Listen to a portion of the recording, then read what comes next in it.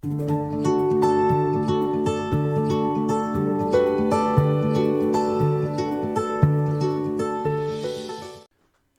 and good evening, everyone.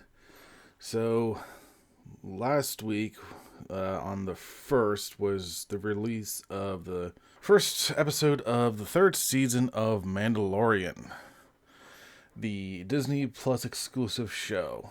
I've seen the first two seasons, and they're alright. I'm not gonna say like they're great or anything out of this world. I think out of everything I've seen, The Mandalorian is definitely the better of the Disney Plus shows for Star Wars.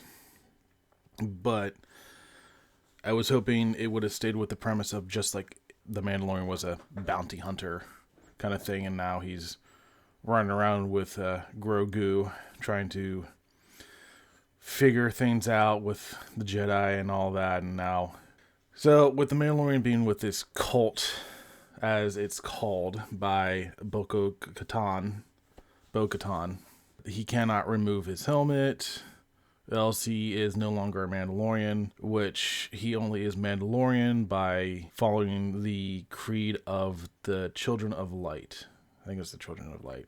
And it's like a very strict group of Mandalorians who supposedly follow the old ways, despite the fact we just found out that they abandoned the planet of Mandalore long ago. I think it's a okay group, but I think it's a little extreme to the point where it's like, oh, you can't remove your helmet unless you're with your close ones. And it's just like, okay, cool. I'll just leave then. No, I don't like it. I think it's interesting to see a different perspective of a Mandalorians from what we had on the Clone Wars series and in the Knights of the Old Republic, which I now know is not canon, so don't at me. But seeing a more strict version of the Mandalorians, kind of different, but they do seem more like the Jedi in that aspect, which is annoying. So if you watch the series, you know the Mandalorian had his helmet removed twice. The first season when he was badly injured and a droid healed him, and we got to see his face. And then the second time was at the end of the second season where Grogu was waiting for quote-unquote permission to leave to go with Luke to start his training. He took off his helmet and said, yeah, go. I think at that moment he was with people he knew well enough that he could kind of call family. The only one he wouldn't would be Luke, obviously. But I think Bo-Katan and Cara Dune and Sniper Chick, I forget her name, were close enough to the point where it's like they're part of the exception. But I guess not.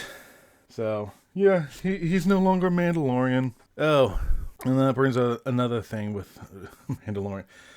There's a huge time gap between the end of the last season and the start of this one, and Grogu is back with the Mandalorian, which if you only seen the Mandalorian, it's like, wait, why is he back? And they had so many throwaway lines for quickly explaining shit. All right, well, I thought he was going off somewhere. I thought he dropped off. Well, he came back to me.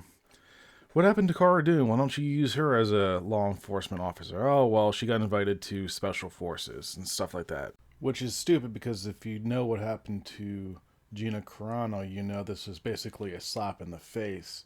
Especially when she said she didn't want to go back to special forces. It was just like, one, if you never saw the Book of Boba Fett, you don't know what happened with the Mandalorian, why he's now on this new crusade, and why Grogu's back, besides a couple of throwaway lines. Because in the Book of Boba Fett, he had 2 episodes dedicated to him. Because I guess the writers of the Book of Boba Fett couldn't think of anything for full 6 episodes. So, the Mandalorian is once again doing some bounty hunting. He just makes his way to the Forger and Jon Favreau's character, and I don't remember if he actually has a name or not, but they're on some remote station, and he's training with a Darksaber, failing, and the Forger is just like, have you ever removed your helmet? And the Mandalorian's like, yeah, I did. Well, then you are Mandalorian no more.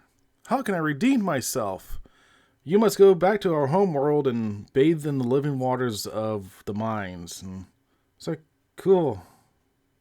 What the hell does that mean? So he goes off to see Grogu real quick, but Ahsoka Tano tells him, well, if you see him, he might be conflicted and might not choose to train. And then we cut to Luke and Grogu training, and Luke, like, they did kind of ruin Luke's character in the Book of Boba Fett too, where Luke pretty much says to Grogu, hey, you can stay here or you can go back to the Mandalorian, your family, and never come back. And it's just like, why? Oh yeah, because they have to keep it consistent with The Last Jedi Luke, who's a miserable little old fuck. Anywho, so Goku decides to go back to the Mandalorian, and Book of Boba Fett, there's a huge showdown, and that's a different story. So in this one, apparently there's like a 2-year time gap between seasons 2 and 3, so a lot of changes that happen. So because they go back to Navarro, wherever the first planet was in the Mandalorian, and now there's forests and trees where before it was a desert, like lava type planet.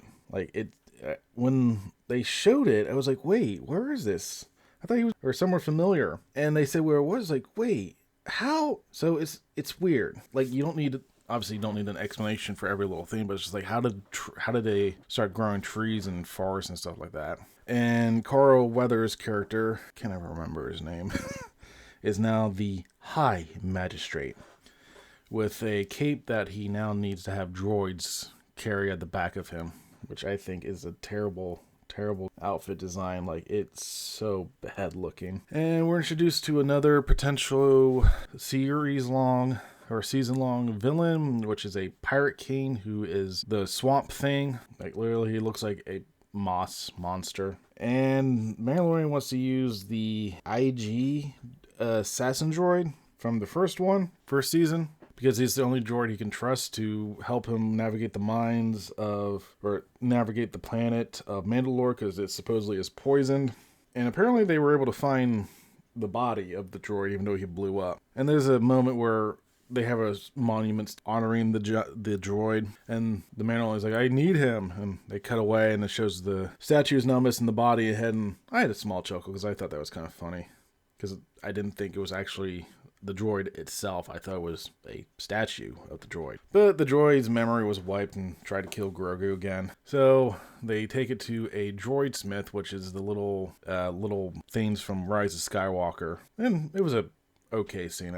I kind of got a small chuckle out of it, but it wasn't like knee slappy funny.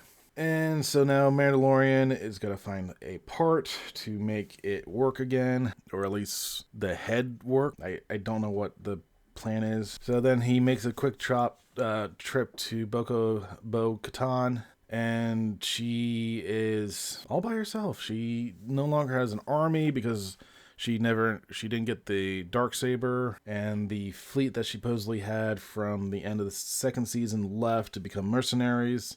They were really making the Mandalorian to become the next Mandalore, like the leader of the Mandalorian people. So he's going to be the one who gets to the planet first and show it's fine. He's going to reach the living waters, and then he's going to use the Darksaber to unite the clans. And I don't know.